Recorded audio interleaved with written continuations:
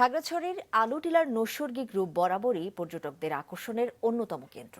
তবে এর ভাঙাচোরা সড়ক ও অবকাঠামোগত নানা সমস্যায় ভোগান্তিতে পড়ছেন তারা।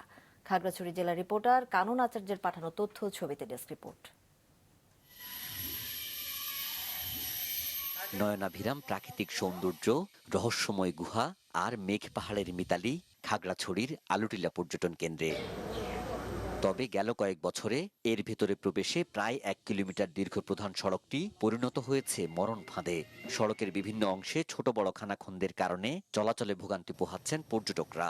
ঢাকা থেকে এসেছি খাগড়াছড়ি জেলার প্রকৃতি উপভোগ করার জন্য, কিন্তু এখানে একটা দুঃখের বিষয় হচ্ছে যে রাস্তাগুলো প্রপার ভাবে মেরামত করা না। এই রাস্তার জন্য আমরা যে দ্বিতীয়বার আসবো এরকম কোনো উৎসাহ পাইনি। সাধারণত আমরা চেঞ্জ নিয়ে আসলে অনেক রিস্কে হয়ে যায়। শুধু তাই নয়, নেই স্বাস্থ্যসম্মত খাবার ও স্যানিটেশন ব্যবস্থা। খুবই ক্ষুধার্ত, কিন্তু একটা ভালো মানের হোটেল এখানে যতটুকু দেখছি খাবার মতো একটা ভালো হোটেল নেই।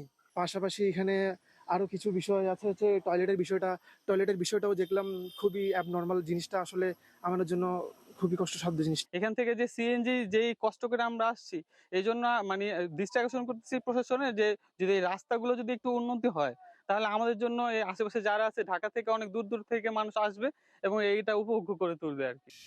সংশ্লিষ্ট প্রশাসনের সাথে সমন্বয়হীনতার কারণে বিদ্যমান সমস্যার সমাধানে কোনো সুরাহা মিলছে না, বলেন জেলা পরিষদের চেয়ারম্যান। 3 পার্বত্য জেলার পর্যটন কেন্দ্র তো জেলা পরিষদের ন্যস্ত বিভাগ, কিন্তু এখানে এখন উন্নয়ন করার ক্ষেত্রে হচ্ছে ডিসিরাই করে থাকেন।